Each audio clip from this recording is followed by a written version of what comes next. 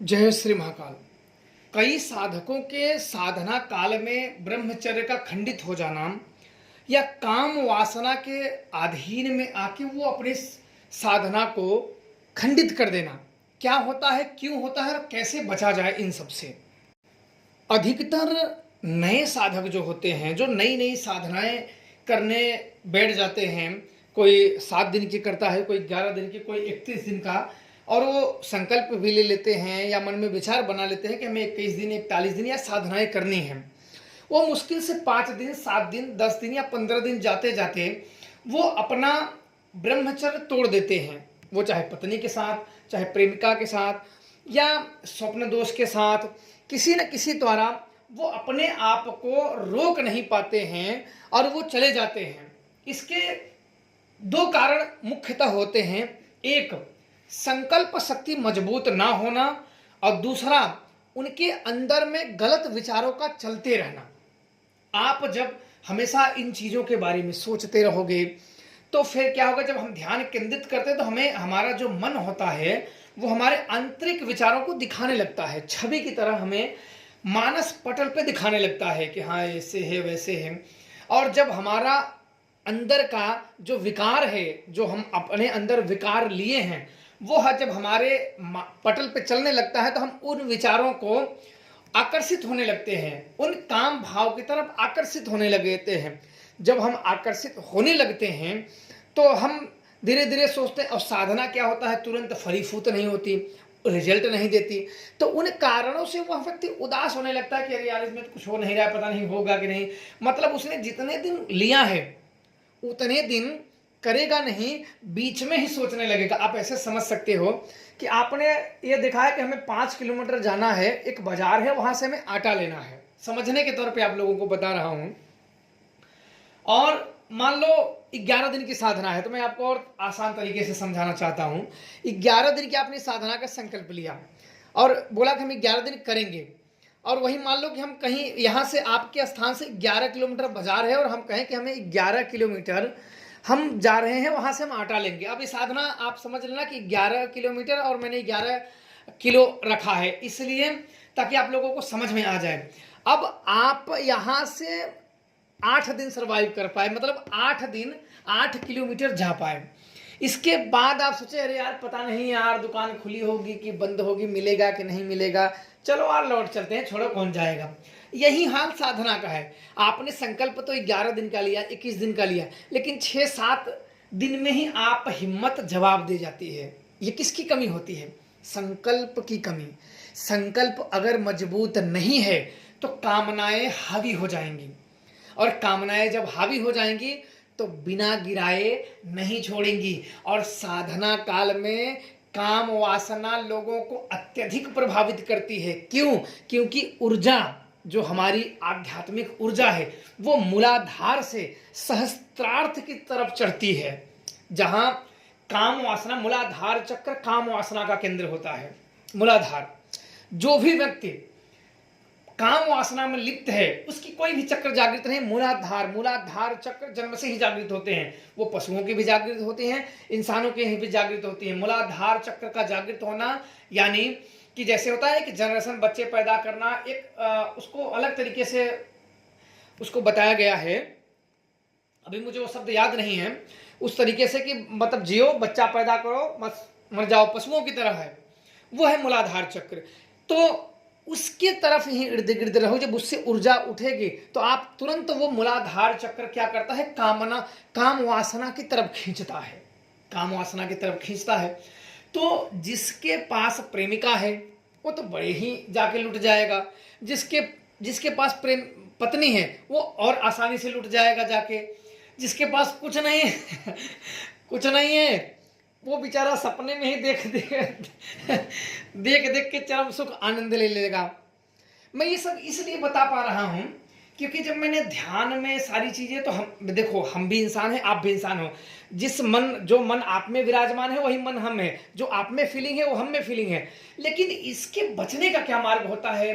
क्योंकि जो हमारे रास्तों में क्या होता है, भगवान ने वेद पुराण शास्त्र अनेक दीपक जला दिए हैं। तो हमें जब उसमें सीखते हैं, पढ़ते हैं, तो इन सब में मिलता है कि संकल्प कमजोर होना, संकल्प जब नहीं रहता कि नहीं हमें इन चीजों को करना है, बाकी हमारे मस्तिष्क में किसी अन्य विचारों को सोच आने ही नहीं देना है। आप माता जी, आपको कोई शत्रु है, आपके साथ उसने बुरा किया, जब आप उसके बारे में सोचोगे तब आपको उसका बुरा करने का विचार आएगा ना। जब आप उसे शत्रु मान ही नहीं रहे हो और आप सोच ही नहीं रहे हो तो फिर क्या दिक्कत है।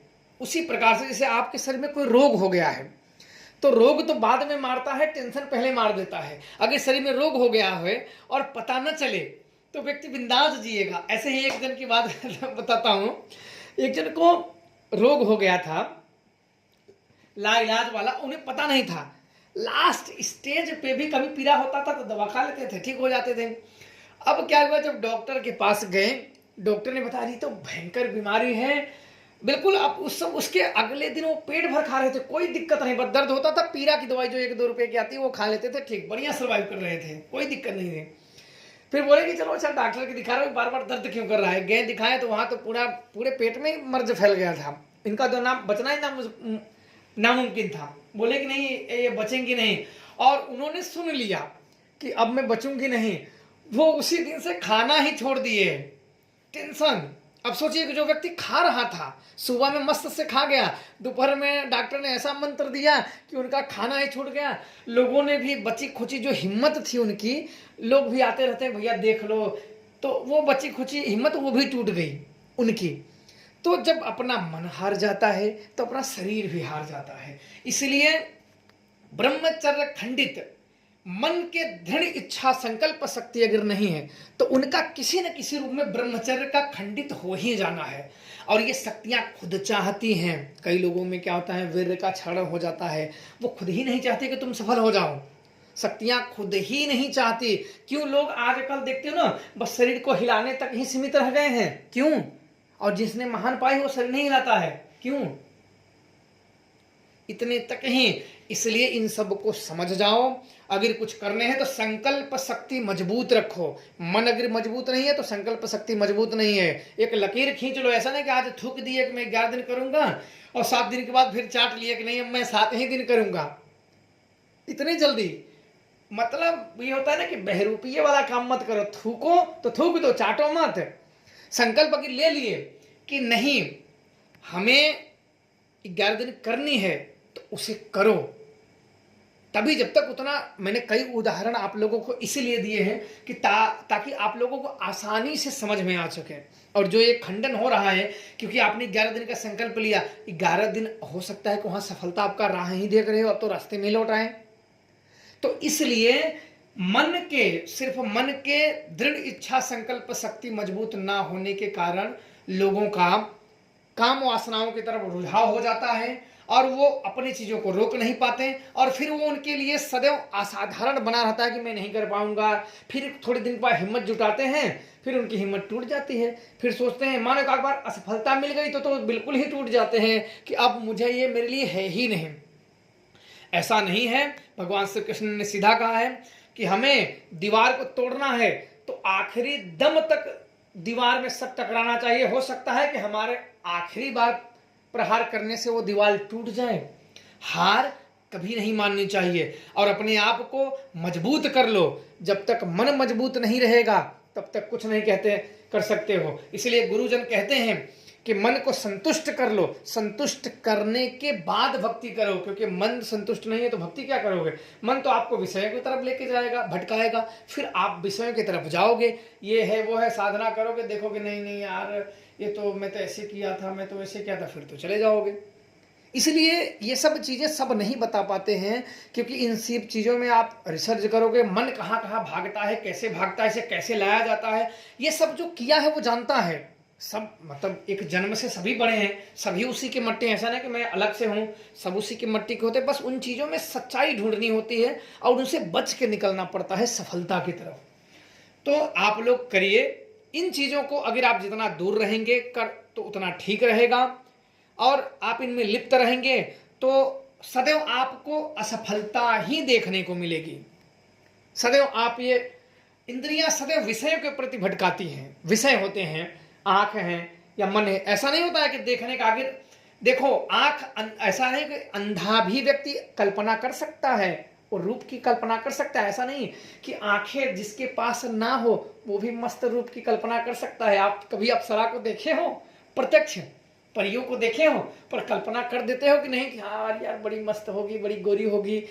तो आंख की जरूरत नहीं होती देखने के लिए। एक अंधा व्यक्ति से पूछो कैसे है बाबा, उसको बस बता दो तो अपना मन कल्पना के भौर में अपने दिखाने लगता है कि ऐसा है वैसा है। तो ऐसा मत समझना, हमारा मन ही सबसे बड़ा बहरूपिया है। इसकी चाल समझ गए तो यही हमें सफलता दिला देगा, हमें भगवान के चरण में यही लेके जाता है और शैतान भी यही बनाता है। इसके चाल को समझ गए तो समझ जाओगे। मैं ये नहीं कहता कि इसका विरोध करो, विरोध मत करो, पर उन चीजों को ठीक से करो, इसको धीरे धीरे साधो। मन भागेगा फिर लाओ, फिर भागेगा फिर लाओ, ये प्रक्रिया करो। ध्यान द्वारा दो धारी तलवार इस पे चलाई जाती है। ध्यान, पहला ध्यान, दूसरा अभ्यास। समझ लेना, पहला ध्यान का तलवार और दूसरा अभ्यास का। ध्यान भी करो, अभ्यास भी करो। ये दो धारी तलवार अगर मन पे वार करोगे, चलाओगे, तो मन आपके आदेशानुसार उस प्रभु के शरण में लेके जाएगा, सीधा उनके शरण में लेके जाएगा। और अगर ये दो धारी तलवार चलाने नहीं आया तो सीधा नरक में लेके जाएगा, ये सीधा ही लेके जाएगा।